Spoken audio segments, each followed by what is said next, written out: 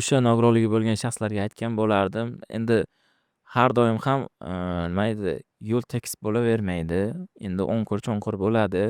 Agarda o'zimiz agarda harakat qilib jamiyatga ko'rinib chiqmasak, biz uchun davlat shunchaki nima edi, bizni dardimizni bilmasa, davlat bizga sharoit yaratib bermaydi. O'shaning uchun biz ham ko'proq chiqaylik, harakat qilaylik. Faqat nima edi, bitta pensiyaga yoki davlatni o'sha nima edi, bayramlarda bo'ladigan sovg'alarga Ko'nib qolish ko'nib kerak. qolmaylik.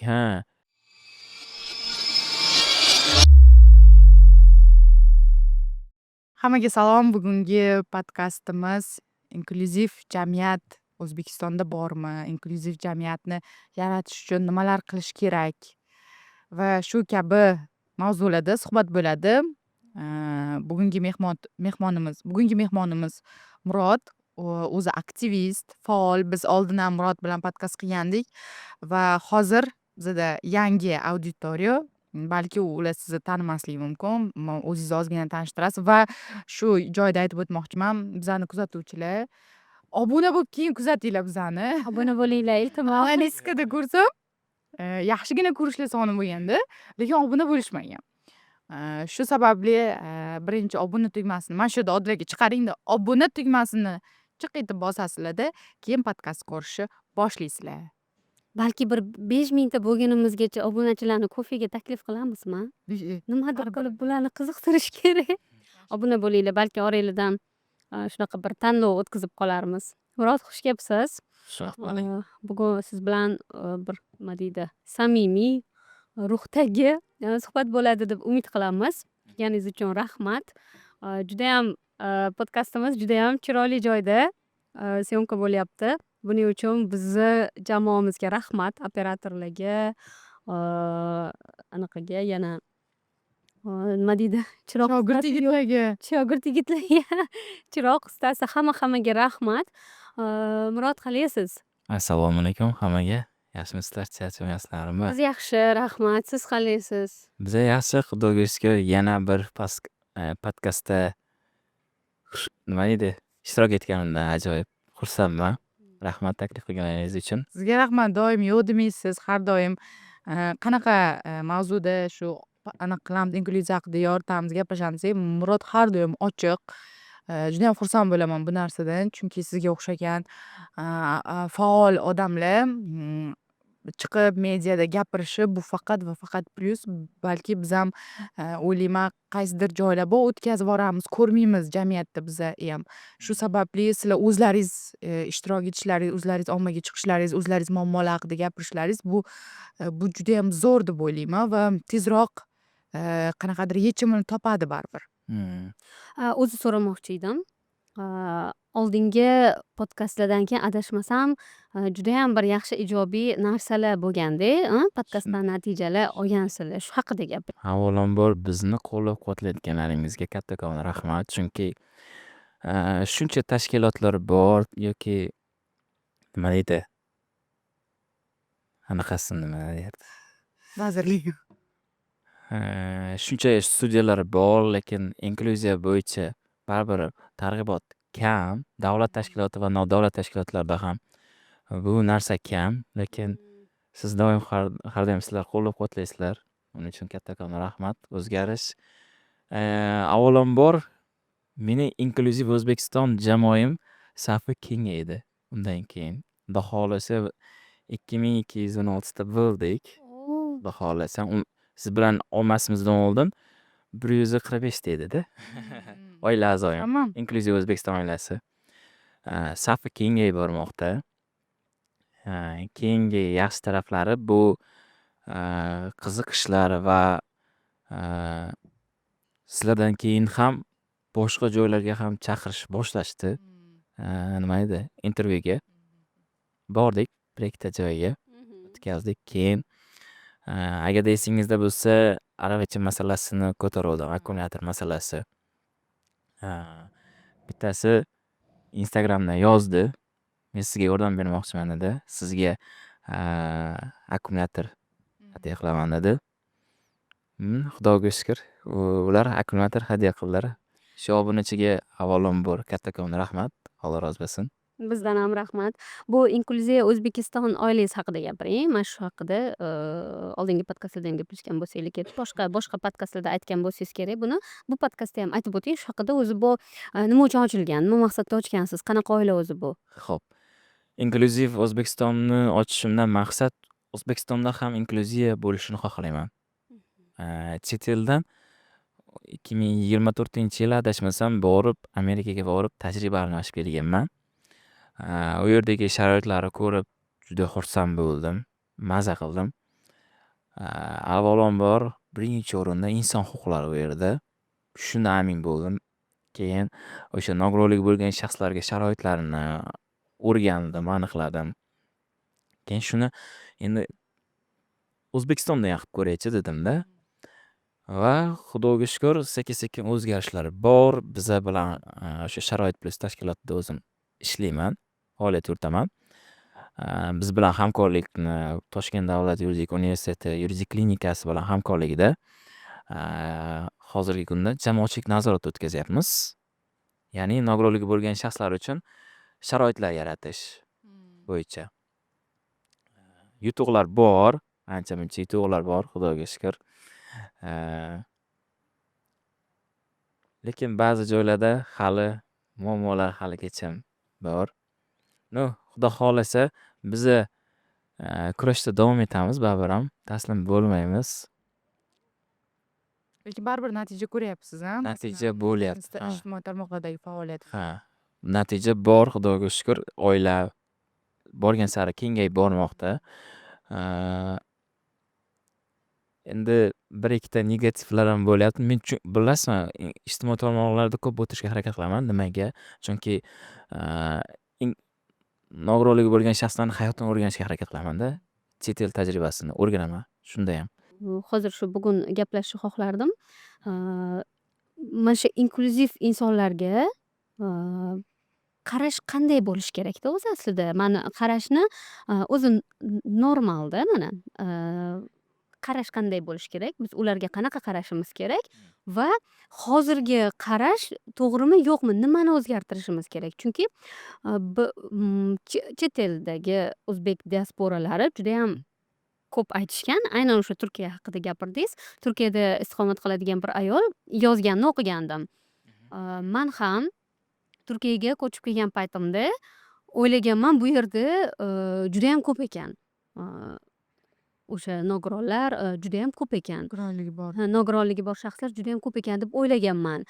Lekin keyin tushundimki, bu yerda ko'p emas. Bular jamiyatga qo'shilib yashaydi.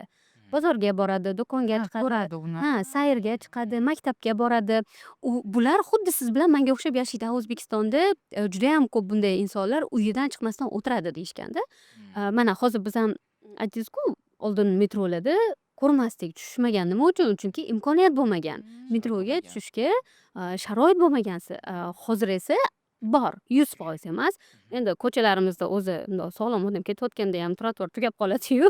U haqida gap bo'lishi mumkin emas. Aytmoqchimanki, mana sekin-sekin yaxshilanish bo'lyapti-ku, lekin bu narsa bekorga bo'lmayapti. Bu targ'ibotlar qayerdadir o'zgarish bo'lyapti, qonunchilikda o'zgarish bo'lyapti. Mana shu haqida aytmoqchiman-da mana.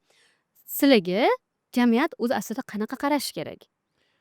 Hozir bilasizmi, shu mavzu bo'yicha aytmoqchi edimki, inklyuziv ta'lim, inklyuziv jamiyat deganda ular qanaqadir noto'g'ri qabul qilishyaptimi, bilmadim. Inklyuziv jamiyat deganda bo'ldi.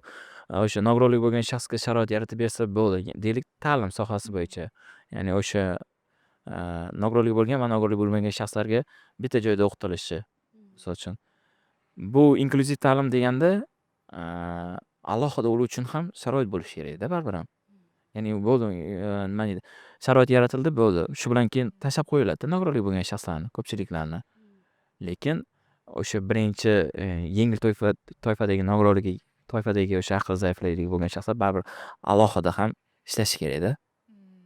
Baribir ham o'shani ichida bo'lgandan keyin ham mayli jamiyatda bo'lsin. Jamiyatda bo'lgandan keyin alohida hozir ijtimoiy himoya milliy agentligida yig'ilishda bo'lgan paytimda ular aytgan, ular uchun alohida yana nima deydi, qo'shimcha darslar o'rgatilar ekan. ya'ni alohida e'tibor va alohida deylik o'sha bu qarorni ustida o'tirganlar yoki buni tatbiq reallikka tatbiq qilinishi bilan shug'ullanadigan insonlarda bu haqida tushuncha bo'lishi kerakda. Shunday. Xuddi hozirgi mayda detalga mana aytdingiz-ku, menga trubочка olib keling. Men bilmasdim shuni masalan. Man ham shu anaqa qarang, man ham bu narsani shu Murod bilan gaplashganimdan keyin, podkast qilganimdan keyin, yana ham yaqinroq tanishganimdan keyin tushunganman, bilganman-da. Endi Shuning uchun mediada ko'p chiqishlari kerak.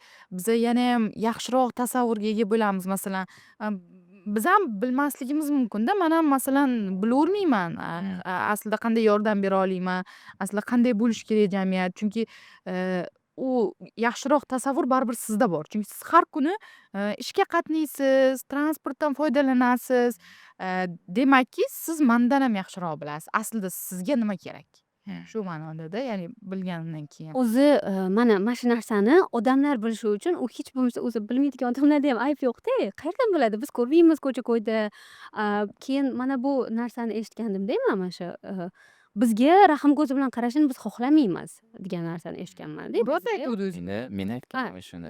Balki man sizni kuzatamanki Instagramda, balki sizda endi juda ham ko'p harakat qilaman bu haqida. O'zi Sarnoz ham sababchi bo'lgan shu podkastlarda olib chiqqanida.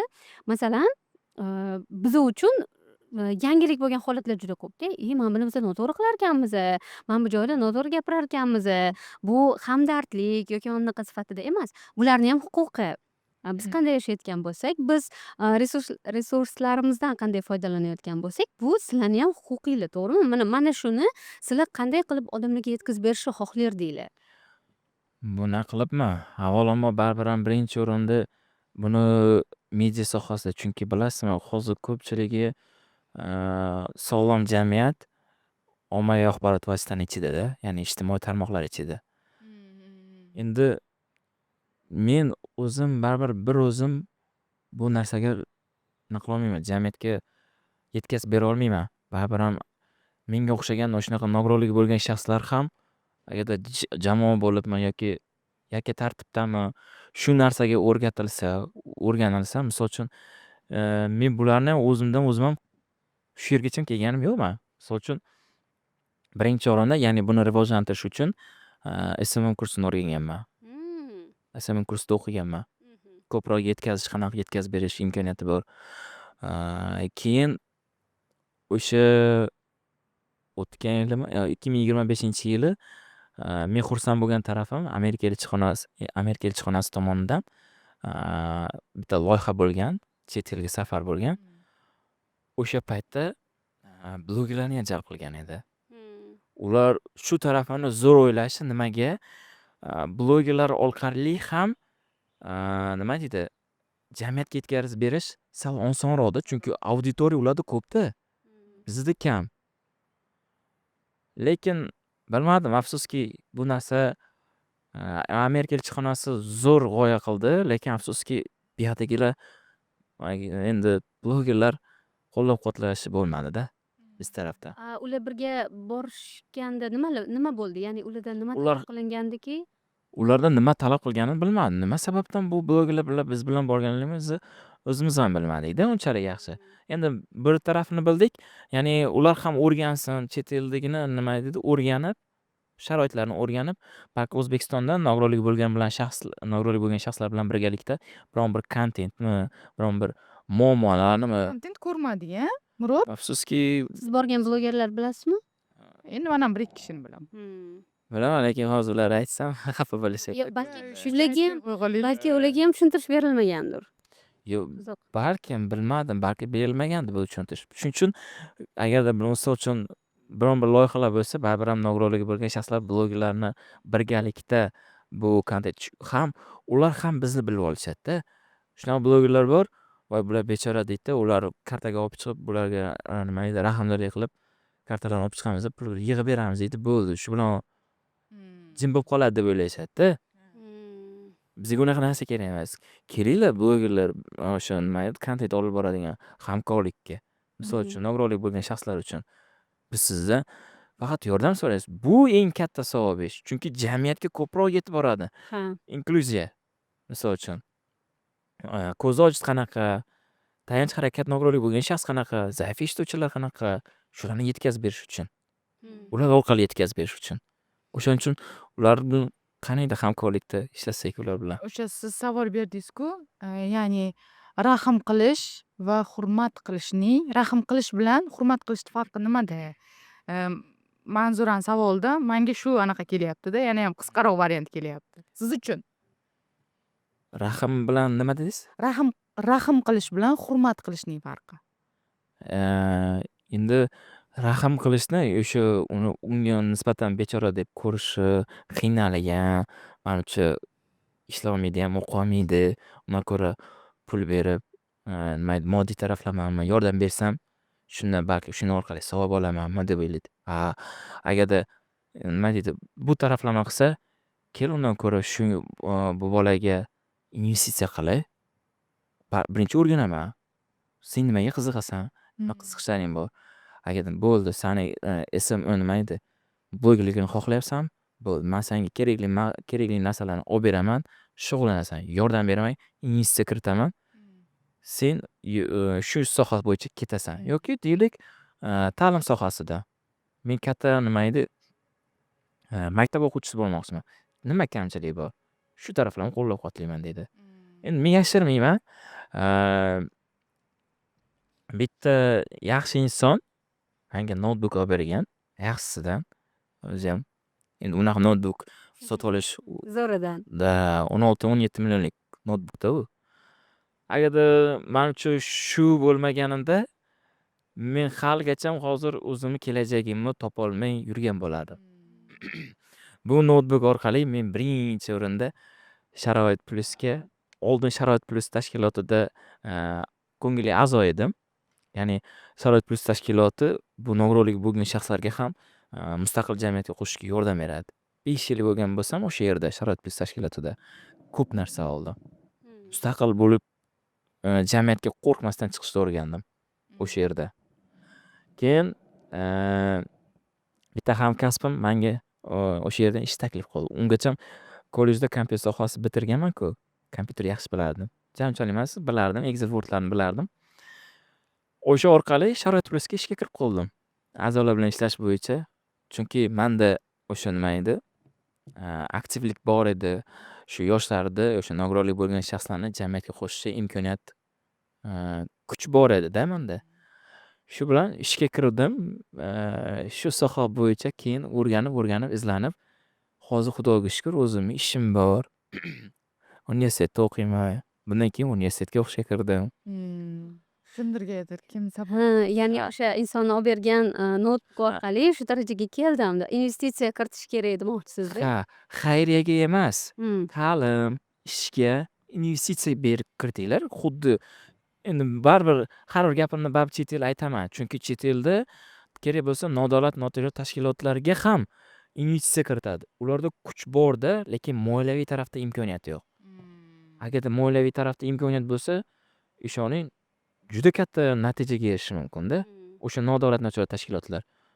O'shanga. Mana Sharoit Plus tashkiloti nogironligi bo'lgan shaxslarni ish bilan ta'minlaydi, huquqlarini himoya qiladi, misol uchun jamiyatga qo'shishga yordam beradi. Men mustaqil yashash maktabiga hozir qo'shildim. Loyiha boshlangan. Hamma ishni bilaman. Endi Xudo xolasa ovqat qilishni o'rganmoqchiman. O'zim uchun. Juda ham zo'r. Anaqa hozircha ovqat masalasida Endi ovqat masalasida xavfsizki sotib olasizmi? Sotib olishga. Sotib olaman. Chunki uyda qolish hozirgi paytda endi ijaramda turaman-ku, ijarada turaman. Endi ijarada unchalik sharoit yo'q, baribir ham o'zim uchun. Bitta do'stim bor. Birga bolalar uyida katta bo'lganmiz. O'sha nima edi, bo'sh kunlarida ovqat qilib beradi uyda. Qolgan kunlarda endi ham oylik oladi, men ham oylik olaman. Bitta ikkalamiz bitta qilib Xudo xolasa shu ko'chadan hozircha ovqatlanishga, talabalarcha yashashga harakat qilyapmiz. O'zi anaqa hozir o'ylab qoldim. Qarang, bu ham men uchun yangilik bo'lyapti. Ovqatlanish masalasida hech o'ylamagan ekanman. Qiyinchilikka duch kelishinglarni-da. Hozir so'ramagandim. Men hozir gap ochilganda Qandaydir anaqalar yo'qmi? Mana ovqatlanish deylik sistemasida sizlar ovqat buyurtma qilishinglar uchun yoki nimadir qayergadir bir ovqatlanishinglar uchun qandaydir endi imtiyoz deylikmi yoki sizlarga moslashgan biror tizim yo'qmi?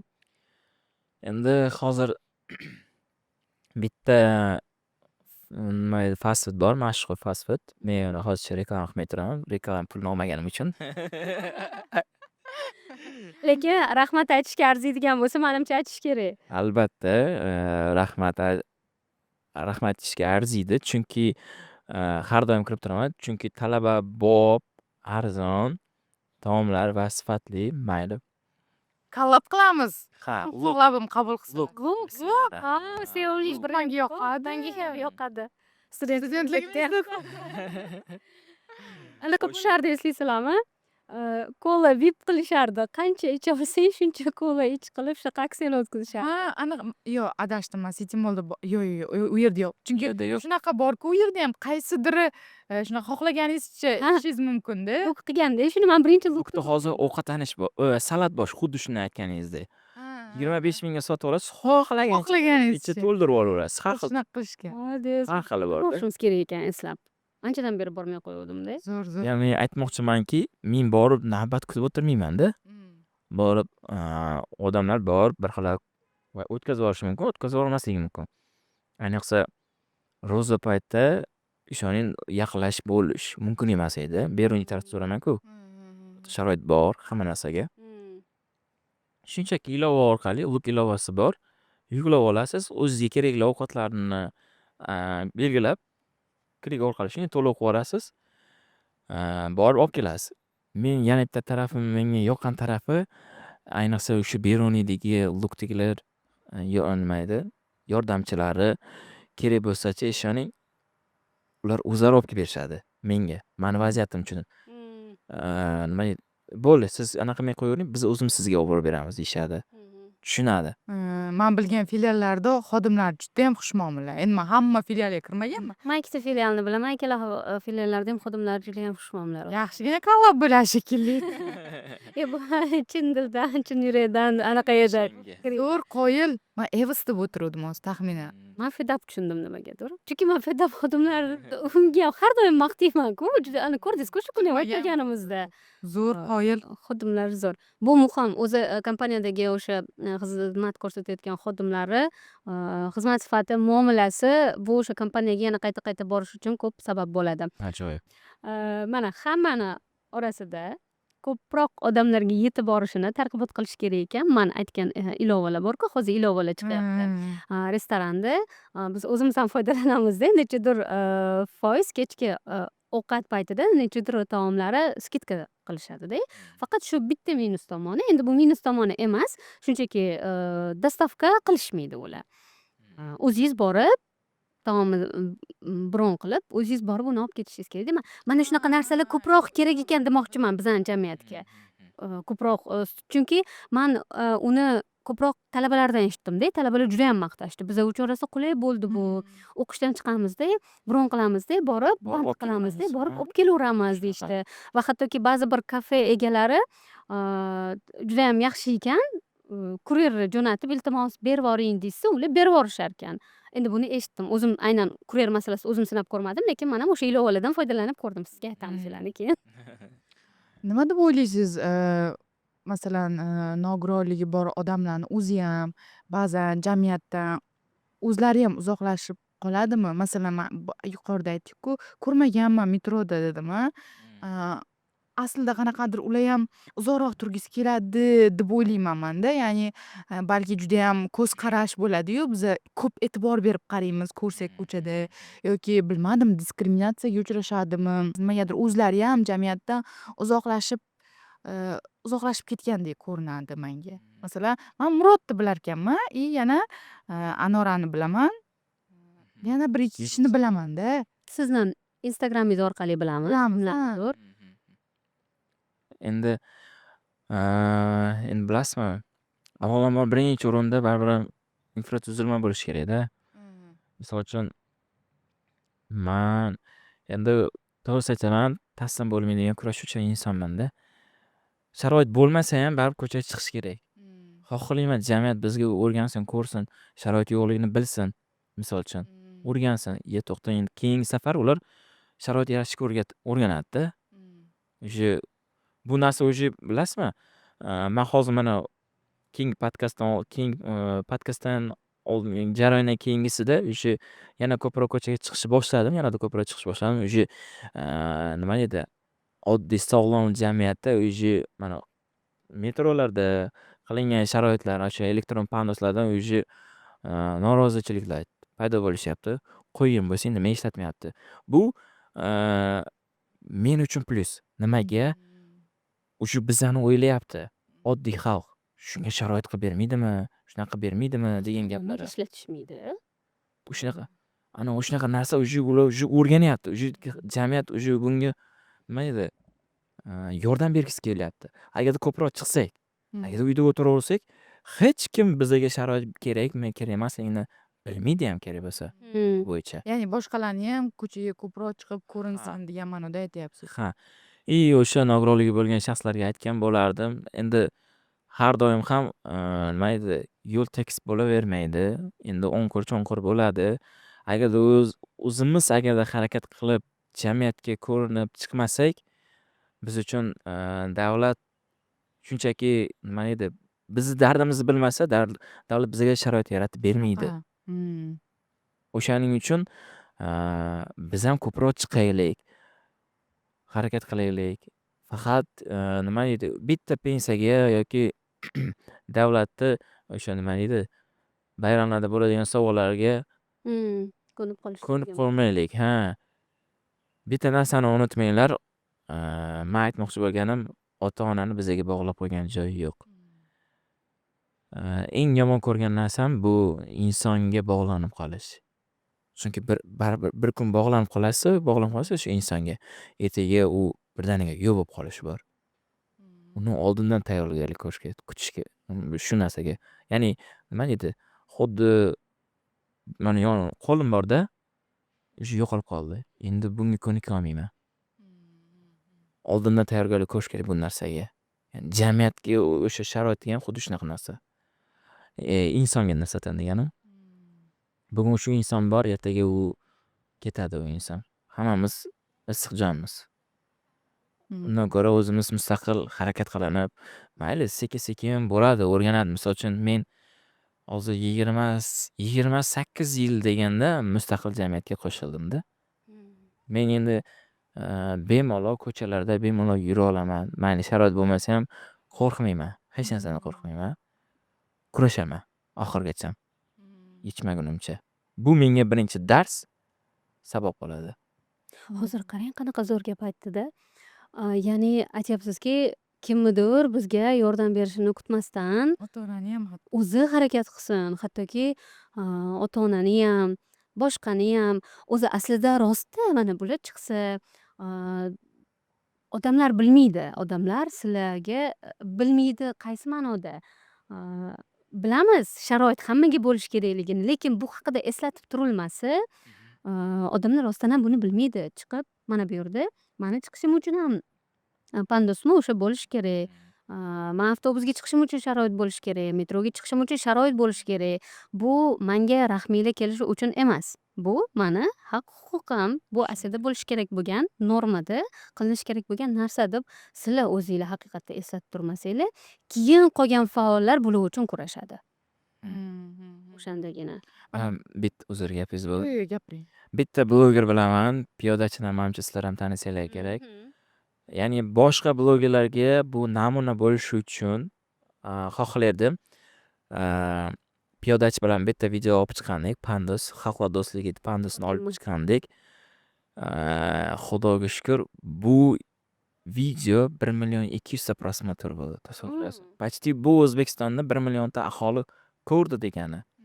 Agarda boshqa blogerlar ham xuddi shunaqa qilib biz bilan hamkorlikka chiqib, nima deydi, birlashsa, biza yanada ko'proq sharoitlar yoki ko'proq nogironligi bo'lgan shaxslarni ko'rishlariga sababchi bo'lamiz. Piyodachi bilan hamkorliginglar siz chiqdingizmi ularga yo ular chiqdimi? Piyodachigami? Ular menga chiqdilar. Siz bilan bitta video olaylik dedi. Bo'ldi dedik. Keyin oldik.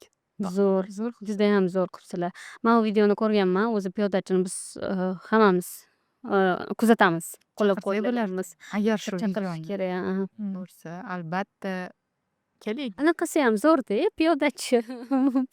Hammamiz piyodachimiz. Vlogini nomi ham zo'r.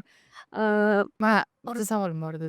Yo'q, agar siz bering, men keyin beraman. Yo'q, maniki orzular haqida edi. Man bitta narsa. Boshqa viloyatlarga ham chiqyapsiz-ku, bu yuqorida ham gaplashdik, shuni ham gaplashib ketaylik. Toshkent va boshqa viloyatlardagi shu shahar infrastrukturasi, yo'ldagi masalan qulaylik, noqulayliklar qanaqa? Masalan, Toshkentda boshqa joyga nisbatan, boshqa viloyatga nisbatan ancha yaxshi. Lekin siz viloyatga chiqqaningizda nimalarni yaxshilash kerak? Qanday muammolar bor viloyatda? Yo, Toshkentda yaxshimi o'zi deb so'rang. Yo, nisbatan u yerga solishtirganda men o'ylayman nisbatan Toshkentga nisbatan to'g'ri, sal yaxshiroq-u Toshkent. Bir 2 haftami, 3 hafta oldin Namangan Gullar shahri tadbiriga bordim-da. Buyilgisiga. Buyilgisiga orzuyimga erishdim. siz mana borolmayapmiz. Borganman. Birinchi marta mustaqil ravishda nima edi, viloyatga o'zim chiqishim bo'lganda. Bir o'zingiz bordingiz. Ha, yonimda yana bitta nogironligi bo'lgan shaxs u ham DSP bo'yicha. Ishoning, qo'rquv bo'ldi baribir ham. Endi agarda shu ko'proq agarda viloyatga ham chiqish bo'lsa, men yanada ko'proq kuchliroq bo'lar ekanman rostdan ham. Shuni anglab yetdim-da. Birinchisiga qo'rquv bo'ldi, chunki begona yurt, begona viloyat.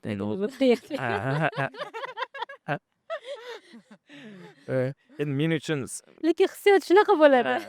Boshqa viloyatga chiqqanda Menda ham bo'ladi bu. begona joy, odamlar qanaqa bo'ladi, ishqilib nima deydi, bosqinchilikka duch kelmasmikanman deb sharoitlar bor. Boshida bizda. Yo'q, endi tabiiy bunaqa qo'rquvga Endi o'zimni anaqamni aytyapman-da, hissiyotimni aytyapman-da endi. U yerda sharoit bormikan? Men hozir aravacham bilan ketyapman. Akkumulyator aravacham bilan ketyapman. Sharoit bo'lmasa ham, olib borgan aravacham 1 tiyinga qimmat bo'lsa-chi dedim-da. Maqsadim aylanish edi-da, u yerdagi sharoitlarni aniqlash. Endi Toshkentga nisbatan sal nima deydi, o'sha Namangan kichikroq joy bo'lgan, nima yo'lakchalar kichikroq bo'lganligi uchun sal torroq bo'ldi. Odamlar haqiqatan ham juda ham ko'p. Bir xilada urib ketish yoki nimadir qilib ketishi mumkin-da u yerda. Bu yerga qaraganda. Odam ko'p festival aytdi. Shunga baribir ham o'sha o'zimni qiziquvchanligim bor-da menda. Qanday bo'ldi taassurotlar? Taassurotlarmi? Kechasi bilan ishonasizmi? Endi birinchi marta bo'lganim uchun soat 11mi, 11:30da yotoqxona topdim, mehmonxona. Kech paytki soat 7 yetib kelgan bo'lsam, soat 11ga chiqib ketgan bo'lsam Namanganga, 7ga yetib keldim. 9gacha shahar aylandim. O'sha Namanganning o'sha Gullar shahrini joyini aylandim-da. Keyin lekin uje kelgan zahoti ham uje boshladim uy qidirishni. Uyda Borguncha hal qilmaganmidinglar? yo'q, uy borguncha tanishlar yo'q-ku yerda. Tanishlarimiz yo'q-ku. Onlayn demoqchi edim. Men o'ylayman, anaqa odam ko'pligi sababli festivalga baribir turistlar ko'p keladi. Shu sababli mehmonxonada qanaqadir muammo bo'lgan deb o'ylayman. Do'stimni, o'sha yonimdagi sherigimni tanishlari bor ekan. Taksichi o'zi ham anaqa qilar ekan. Taksichi bizga topib berdi. Qidirdi endi sal endi mehmonxonalar qimmat-ku. Biz endi sal arzonroq topishga harakat qildik. Soat 11:30dan topdik. 11-12ga o'sha yerga yetib bordik. Qo'rquv bo'lganligi uchun hozircha endi birinchi o'rinda baribir investitsiya baribir ko'p talab qiladi. Ko'proq yurish uchun, ko'chada nimadir o'zimiz shaxsiy ishlar qilish uchun ham kerak bo'ladi. Shuning uchun hozircha qo'rquv bo'lganligi uchun hozircha chiqish endi yana orqaga qaytdim. Ya'ni Boshqa viloyatlarga borishgan? hozir uje sal qo'rqib turibman-da yana borishga. Xo'p, Namanganda mehmonxona topdingiz. Festivalda aylandingizmi? Aylandim, yarmini aylandim. Chunki joy katta-ku, kechqurun haqiqatan ham odam ko'p. nima deydi, park katta-da joy. O'rtasiga kelsangiz уже nechta 6tami, 8tami eshik bo'lar ekan, darvozasi bo'lar ekan o'zini.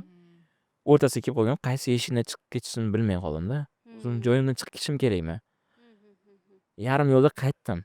O'zi chiroyli joylar judayam ko'p. Aylanish uchun baribir ham yoningizda shu viloyatni tanish bo'lsagina o'zi olib borib, aylantirib anaqa qilib kelsa yaxshi bo'lardi. Bo'lmasam, yo'q, biz yarim yo'lda qaytib ketdik keyin. Yo'q, o'zi aytmoqchimanda, mana masalan festivalga bordinglar, aylanish qanaqa bo'ldi? Ya'ni qiyinchilik jihatdan. Xo'p, adashib qolish hammada bo'ladi. Ha. Tabiiy holat. Lekin imkoniyat. Sharoitga kelsak, endi baribir markaz joy bo'lganligi uchunmi, sharoit yaxshi bo'lgan. Panduslar bo'lgan. Shu nogironligi bo'lgan shaxslar uchun chiqish uchun, lekin faqat ko'z ochishlar uchun, keyin deylik kar va zaif eshituvchi inson kelib qolsa, bu yoqqa borib qolsa, misol uchun, agar borib qolsa, hech kim bilan muloqot qila olmaydi-da. Ha. Qiyin bo'ladi. Mehmon agar borib qolsa demoqchimanda, mehmonda bor. Sizni yoningizda bir yana sherik bo'lsa, bemalol bir aylansangiz bo'lar ekan viloyatlar. Sherik faqat o'sha viloyat odami bo'lsa. Ha. Menga o'zim ketaveraman bu yerda. U yoqda biladigan joylari bo'lsa. To'g'ri. Man anaqa haqida so'ramoqchi edim. Orzularmi? Ha. To'g'risi bilmayman bu savolni qanday yetkazib bermoqchiman. Bizda mana tug'ilganimizdan keyin ta'limga yo'naltirilamiz. Ta'lim yo'naltirish jarayonida biz orzularimiz paydo bo'ladi-da. Biz ko'rayotgan kontentlar orqali, multfilmlar, kinolar, seriallar orqali, ertaklar orqali-da. Man bu savolim juda ham xohlardim. Ya'ni qanday yetkazishni bilmayapman. Ajratish ma'nosida emas, ya'ni sizlarda orzular qanday bo'ladi? Qanday shakllangan bo'ladi? Orzular nima bilan bog'liq bo'ladi? Endi agarda boshqa nogironligi bo'lgan shaxsdan so'raganingizda, balki u sizga sizga o'xshagan o'sha nima edi, maktab ta'limidagi orzularini aytgan bo'lardi. Endi meniki hayotdan boshqacha bo'lganligi uchun men endi birinchi eng katta orzuyim har doimgidek nima deydi, ota-onam topilsa deydi. Chunki men bolalar uyida katta bo'lganman-ku. Bizda hozircha unaqa orzu bo'lmagan. Endi maktabga jarayonga chiqishda endi u ham baribir bilasiz, u zarba bo'ladi-da. Ruhiy zarba bo'ladi. Orzularim keyin u где-то 14-15 yoshdan keyin уже paydo bo'lganda. Ungacha unaqa orzu narsalar bo'lmagan. Bo'lgan faqat bitta shu, endi bolalar uyiga ko'ngilli volontyorlar kelib turadi-da. Xursand qilishi bolalarni. Men ham xudo xolasa katta bo'lsam, shunaqa ko'ngilli volontyor bo'laman. O'sha boshqalarga qo'limdan kelgancha yordam berishga harakat qilaman deganman. Va xudoga shukur, shu orzuyimga erishdim. Volontyor bo'lish orzusi bo'lgan. Ha, volontyor faoliyatim bilan ham shug'ullanaman. Olib yurtaman. Mana hayot tarzidagi rejalarchi, masalan, maktabni bitiraman, keyin oliy ta'limga boya aytdingiz-ku, kimdir bizga agar investitsiya kiritsa, biz bir kasbni egasi bo'lishimiz mumkin yoki o'qishimiz mumkin debda. Va yana qandaydir o'zi kun tartibiylar, yil tartibiylar qanaqa o'tadi? Mana masalan, sizlar ham bu o'zi hamma eshitishi uchun bu narsalarni o'zingizdan ham so'raveraman. Agar ya'ni man bilaman bu narsalarni. Mana odamlarga aytadigan gapingiz bormi shu masalada deylik? Biz ham bemalol ta'lim ola olamiz, olishimiz kerak va bu zarur. Biz ertaga ta'lim olganimizdan keyin ishlay olamiz bemalol. Biz oylik maoshga ishlay olamiz. Faqatgina pensiyaga qarab o'tirgan odam emasmiz. Mana shu narsalar menga qiziq. Mana masalan, turmush qurish, ikkinchi inson bilan birga yashash. Endi bu sizning savolingiz tabiiy, chunki bu savollarni ko'pini hozir shu jamiyatga qo'shilgandan beri shu savollarga javob olishga harakat qilaman. Endi Berish kerak edi bu savolni. yo'q, menga berishadi. Endi bilasizmi? Bu tabiiy holda, lekin chet el tajribasi menga baribir qiziqroqda. Ularda ham xuddi shunaqa nogironligi bo'lgan shaxsga to'g'ridan-to'g'ri savol berarmikan? Sen ham uylana olasanmi? Yoki sen turmush qura olasanmi? Farzandli bo'la olasizlarmi? ruscha so'raydimi bizada? Bizda Yo'q, so'raydi. ha, Shuning uchun aytyapman man. Siz masalan bizayam manam Muroddan o'zimdan o'zim gap so'ramayman. Murod bilan bir 3-4 marta gaplashdik. Bu bir fikr almashganimizdan keyin men o'zim keyin bu savol bera olayman. To'g'ridan to'g'ri kelib Murodga bilasizmi? To'g'ridan to'g'ri savol beradiganlar bor. Ha. Maqsad doirasida. Bu sizlarda nimaga bunaqa savol paydo bo'lganini men уже anglab tushunib yetdim. Nimaga? Bizda hali O'zbekistonda, ya'ni nogironligi bo'lgan shaxslar turmush qurganlarni to'ylarini sizlar hali ijtimoiy tarmoqlar orqali ko'rmagan. ko'rmagansizlar. Ana o'shaning uchun. Chet elda bu narsa уже judayam rivojlanib ketgan. Sog'lom, ya'ni nogironligi bo'lmagan inson, nogironligi bo'lgan shaxsga turmush qurgani, qanaqadir life story qilganlarini hech kim kerak bo'lsa, ijtimoiy tarmoqqa joylaydi. Ularni ko'rganmiz. Yo'q, ular ko'rganligi uchun ular bu savollar bermay qo'yadi.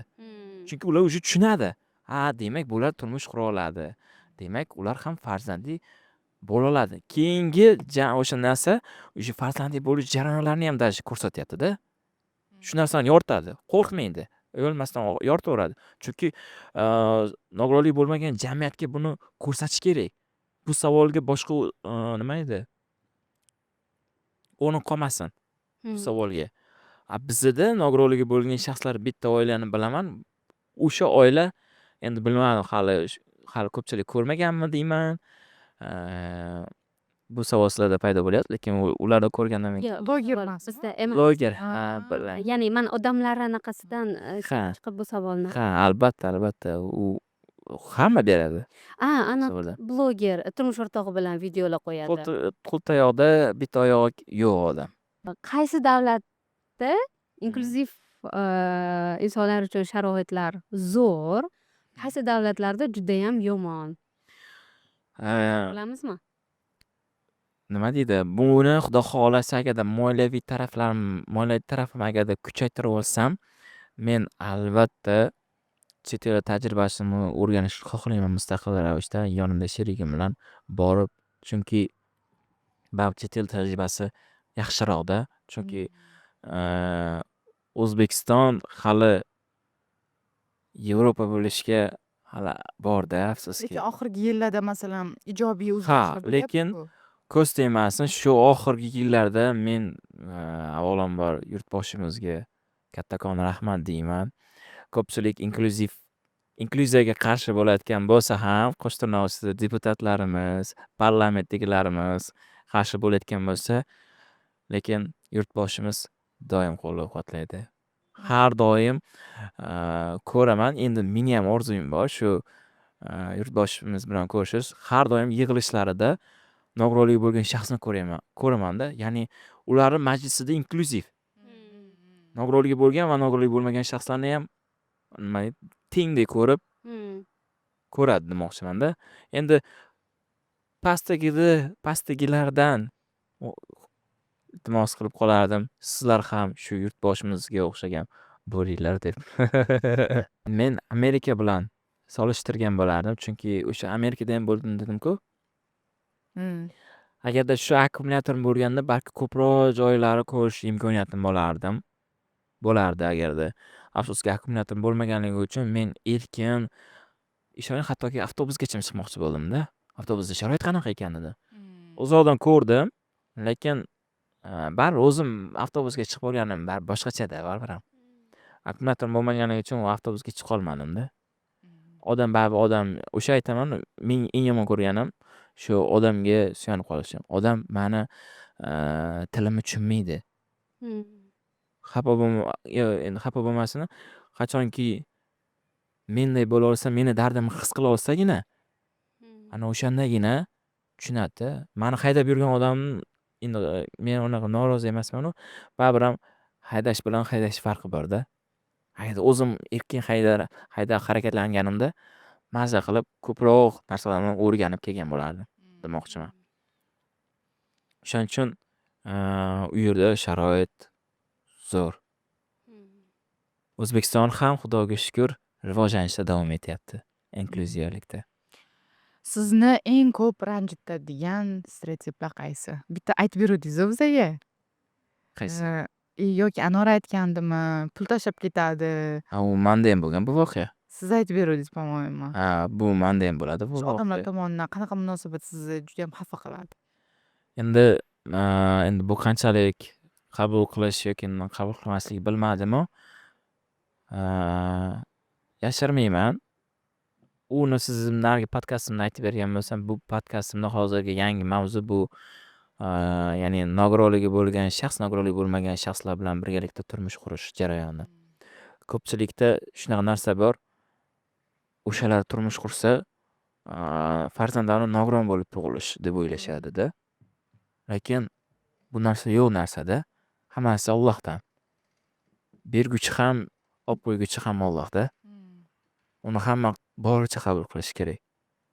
Misol uchun, endi bittasini bilaman, hozircha bu sir bo'lib tursa, endi hali buni aniqlashtirganim yo'qman.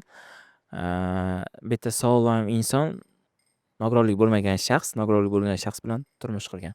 Buni ijtimoiy tarmoqda ham o'zi ovoza qilgan edi. Lekin qaysidir sabablarga ko'ra ular ham turmushi mamchu bo'lmadi.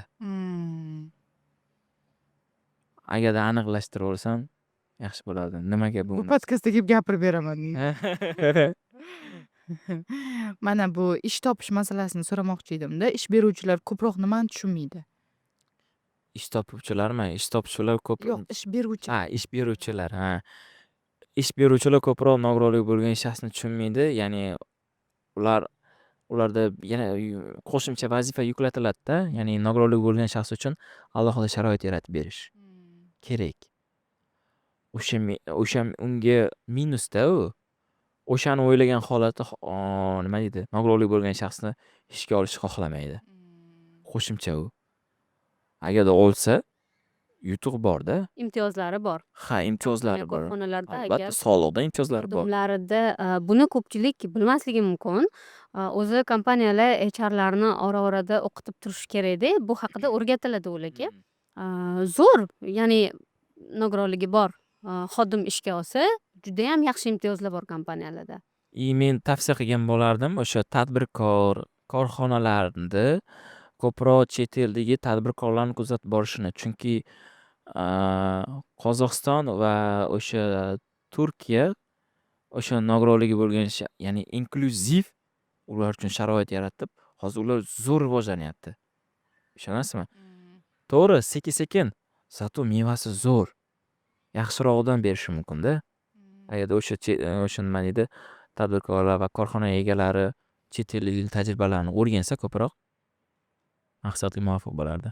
Zamonaviy texnologiyalar hayotingizni qanday o'zgartirdi? Sun'iy intellekt, masalan, yetib bormay sun'iy intellekt haqida ko'p gapiryapmiz-da. Sun'iy intellekt inklyuziyaga qanday yordam berishi mumkin? Endi bu borada ishoning hali inklyuziv bobligini qiziqib ko'rmagan ekanman bu bo'yicha.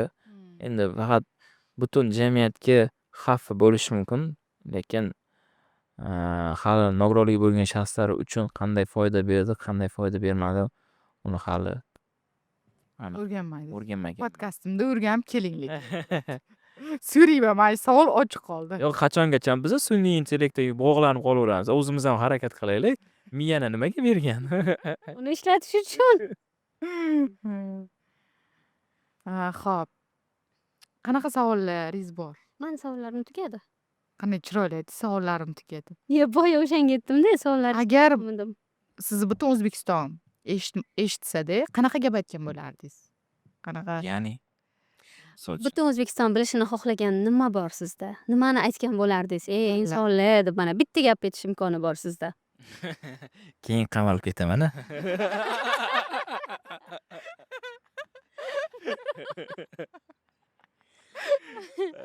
Birga qamalamiz. Kemadamiz. Bizlar kemamiz komfort bilasizmi? Lekin bitta kemadamiz. Endi nogironligi bo'lmagan va nogironligi bo'lgan shaxslarga aytadigan gapim taslim bo'lmasdan, misol uchun faqat davlatga bog'lanib qolmasdan o'zlari mustaqil jamiyat uchun kurashishni xohlagan bo'lardim. Nogironligi bo'lgan va nogironligi bo'lmagan shaxslar ham.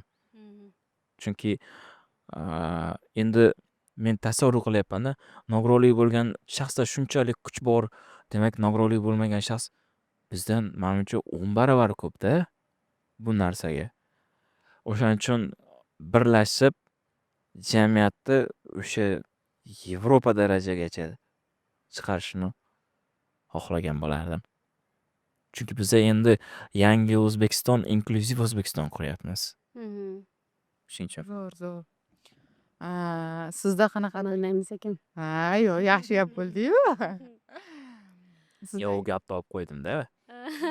Ichimdan oldin aytaman. Yo'q, kechimdan oldin. Siz uchun eng katta to'siq nima? Biznapoya, transport yoki odamlarning munosabati? Barchasi to'siq. Chunki nima edi? Infratuzilma talabga javob bermasa, o'sha insonlarda to'siq paydo bo'lib qoladi-da. Ya'ni o'sha insonlar bizga nisbatan noto'g'ri qarashlar. Shunday. Qo'yadi. Adashibman javob ichida deb. Men ham o'ylagandim, ko'proq transport muammosini o'ylagandim. Ammo munosabatlar o'ylagandim. Ha. Ikkalamiz ham to'g'ri o'ylamabmiz. Hatto taksichilarga ham agarda imkon bo'lganda, agarda endi men bu bo'yicha o'zi agarda piyodachi xudo xohlasa yana hamkorlikni yana bitta kontent video olishga men bilan hamkorlikka bo'lsa agarda men hozir transport masalasini, ya'ni taksi bo'yicha ko'pchilik taksichilar qonunni yaxshi bilishmaydi. Endi ya'ni nogironligi bo'lgan shaxs aravachasini olish va orqa kapotini ochib ketish ruxsati bor-da. Ular ko'pchilik bilmaydi. Mashinani orqasini ochib ketish Ha, bo'ladi. ruxsat bor-da. Agarda o'sha nima edi? Ichki ishlar, ya'ni yo'l patrul xodimlari, ular ham agarda hamkorlikda kollaboratsiya qilishga agarda taklifimizni rad etmasdan qilsa, shu yana bitta shu dolzarb masala bu o'sha nogironligi bo'lgan shaxs uchun taksi masalasi. Chunki 90% nogironligi bo'lgan shaxs olmaydi. Anaqada Yandexda bu ilovasi bor, to'g'rimi? Ilovasida Ilova deman, belgilasangiz bo'ladi, to'g'ri? belgilasam. Men ishoning belgilamayman. Bilmasin nogironligi bor aravachamni. Kelgandan keyin bilsin. O'sha kelmasidan oldin bildimi, rad qilib qo'yapti. Tasavvur qilyapsizmi? Ammo shoshilib turgan paytimda kerak-da. Balki meni ko'rgandan keyin balki ko'ngli bo'shab, mayli shu insonga yordam beray, savob bo'ladi deb shunaqalar ham bor, qolib ketadi. Bo'lmasam yo'q. Hozir bu funksiya bor, lekin bundan foydalanmayman, xohlamayman. Chunki olib ketmayapti kerakli paytda. Qiziq-ku. Ha? Qiziq-ku deyman, ularga nima farqi bor? Olib ketmaydimi? Yo'q, shtrafdan qo'rqishyapti.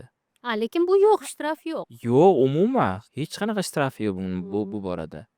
Bu oddiy taksichilar tushunmayapti. Qo'rqishadi. Qonunni bilmaydi va qo'rqadi bundan. Bir marta biz eksperiment qilgandik, o'sha bunga 2-3 yilcha bo'lib qoldi. Nogironligi bo'lgan va nogironligi bo'lmagan shaxs taksi to'xtatish chorsiga qarab. To'xtamaganda ancha payt ko'rgandim. Shu masala ham bor-da. Nogironligi bo'lgan shaxs nima qilaman, ko'p vaqt oladi deb olmaydi ham. Zato pulini beraman-ku. Albatta. Keyin shu avtobus muammosini ham gapiruvdingiz-ku. Shu biror yechim bo'ldimi? Yechimi bu bilan agarda bu ketsa video murojaat sifatida aytgan bo'lardim. O'sha Toshkent davlat transport universiteti debman. O'rganib qolibman o'qishni. Toshkent davlat transport vazirligini va ijtimoiy inspeksiya biz bilan hamkorlikni qilishni so'ragan bo'lardim. Chunki bular o'ylashadiki, har doim ham qoida buzilmaydi deb o'ylashadi-da. Olib ketadi deb o'ylashadi. O'shaning uchun iltimos qilib qolardimki, shu biz bilan hamkorlikni qilishni, biz bilan jamoatchilik monitoring olib borishni so'ragan bo'lar edim. Men o'ylaymanda bu yaxshi piar hamda ularga. Da, Zo'r piar. to'g'ri. Bundan zo'r foydalansa bo'ladi. Hmm. Piar menejer bo'lsam o'sha. Hurmat bilan har kun Dem qilyapmiz. Qilish kerak o'zi, qilish kerak. Men hozirgi endi agarda kelajak rejalarim bor, Xudo xolasa. Agarda o'xshasa, o'xshamasa Allohga tavakkal qildim, avvalambor. Xudo xolasa agarda Toshkentda o'sha transport universiteti, ya'ni yurisprudensiya yo'nalishi bo'yicha bitirsam, ya'ni yoshlar parlamentiga уже qarab qolibmiz. Qancha bu nima deydi? Oliy Majlis Qonunchilik palatasiga kirishni xohlayapman. Sababi bitta deputat kamlik qiladi. Nimaga? U deputat faqat mehnat huquqlarini himoya qiladi. Xo'p, mehnat huquqlarini himoya qilar ekan. Endi balki men ko'rmayotgandirman. Yoki bilmadim, nima deyishni bilmayman ularga nisbatan. Har bir toifadagi nogironligi bo'lgan shaxs Oliy Majlis Qonunchilik palatasi shaxs bo'lishi, toifadagi shaxs bo'lishini xohlayman. Ko'zi ojizlar uchun alohida. Chunki ko'zi ojizlar dardini ko'zi ojizlar dardini tushunadi. To'g'ri. Tayanch harakat mana biz o'sha o'zimizni anaqamizni, oila a'zomizni dardimizni o'zimiz tushunamiz va uni ko'taramiz shu masala bo'yicha. Shular agarda qilsak, hozirgi endi o'sha nima edi? Kontentni rivojlantirish maqsadida endi hammaga aytgan bo'lardim, hamkorlikka oldindan chorlab qolishlarini, chunki biza endi shu sentyabrdan boshlab kafe, restoranlarda sharoitlarni yanada mukammal tarzda o'zim ovga chiqyapti Murod deysiz. Xabardor bo'linglar. agarda sharoitlar bo'lsa, sizlar uchun ajoyib nima edi? Mijozlar chorlab beraman. Chunki ularga ham yaxshi-da. Albatta. Mana hozir Luk bo'ldi-ku, Lukka alohida rahmat. Haqiqatan ham. Ketdilik. Lukka alohida haqiqatan ham rahmat deyman. Gap yo'q. Insofgarchilik darajasida ham yetarli darajada. Xursandmiz. Bu uchun juda ham xursandmiz. O'sha Luk joyini kesib berasizda birinchi o'rin. Chiqaramiz. Xo'p. Kitobimiz bor. Tantana. Bugun juda ham xursand bo'ldim. Alp nashriyotidan bizga yozishdi. Kitoblarimiz bor, birga hamkorlik qilamizmi mehmonlaringizga shu bizani kitoblarimizni taqdim qilinglar deb. Juda ham zo'r. Hali ko'p bo'lmadi bizani ham faoliyatimizga va shu boshlangan faoliyatimizni auditoriyamiz kichkina bo'lsa ham bizani qo'llab-quvvatlab shunaqa yozganidan juda xursand bo'ldim va albatta qabul qildim. Bu safar paketchalarda chiroyli o'ralgan bo'ladi. Hozir men srochni yuboringlar, bizada mehmonimiz bor dedim. Shu sabab yuborishdi. Alp nashriyotidan sizga kitob sovg'a. Albatta yosh kuch. Hamma yoq yosh kuch chiqyapman chiqib endi. Hech kim qolmadi. Yaqinda o'tgan safar podkastda aytgandim. Yosh kuch nashrdan chiqdi deb. Albatta yosh kuchni bu tarafdan kameram ko'rib qolsalaringiz o'qinglar, bee'tibor qoldirmanglar, qiziq materiallar bo'lgan ichida va juda ham sifatli chiqqan. Ishonamanki, keyingi safar yosh kuch ichiga nogironligi bo'lgan shaxslar ham kiradi degan umidda bor. Bormi? Men bo'laman. Ana. Men bo'laman, bu narsani qoldiraman. Aytmoqchi edim, bor. Bo'ldi, boshqa nogironligi bo'lgan shaxslar ham, yoshlar, sizlar ham albatta o'qinglar. Men ham albatta o'qib chiqaman. Qanaqa ekan? Men qayerga borsam inklyuziyani qo'shaman. Va albatta obuna bo'linglar. Albatta. Obuna bo'lmay kuzatmanglar. Ha. Iltimos paketga solib, anaqaga berib yuboraman. Bo'ldi. Do'stlar, suhbatimiz o'z nihoyasiga yetdi. Lekin ta'kidlashgandek yana sonlar qilamiz. Biz shunchaki harakat qilyapmiz. Ko'proq targ'ibot qilishga va yordam berishga, o'zimiz tushunishga, qolganlarga ham tushunishga yordam berishga, inklyuziv jamiyat qurishda bu biz tomondan bo'lgan kichkina bitta qadam, hissa. Murod, kelganingiz uchun rahmat. Suhbat uchun rahmat. Qandaydir biz tushunmagan narsalarni tushuntirib berganingiz uchun rahmat. Izohlarda obuna bo'linglar. Hali ham agar obuna bo'lmay kuzatayotgan bo'lsanglar, izohlarda yozinglar fikringlarni. Hammaga kattakon rahmat. Men ham aytsam bo'ladimi? Albatta. Men ham shu yana bir marta sizlarga kattakon rahmat aytaman, chunki inklyuzivlikni targ'ibot qilishda hissaga qo'shyapsizlar. Boshqalar ham hissasini qo'shishini xohlardim. Va o'sha bizni ko'rib turganlarga xuddi ular aytganlaridek, albatta obuna bo'linglar. Sizlar bilan birgalikda bular bilan уже inklyuziv oila bo'ldik. Rahmat kattakon. Har bir Uyimiz boshqa joy. nima deydi? Chiroyli izohlar ham albatta kutib qolamiz. Sizni fikrlaringiz biz uchun muhim. Rahmat. Rahmat. Talab qilamiz. Balki bu safar ikkalamiz ham 10 dan osharmiz. Inshaalloh. Yo, nega 10 ka deysiz? Xudo xolasa milliardlab bo'lsin prosmotrlarimiz. Bo'lsin. Milliardlarni kutaman unda. Bir oila ekanmiz, yo qarz so'raymi Muroddan deyman. Tugatdik.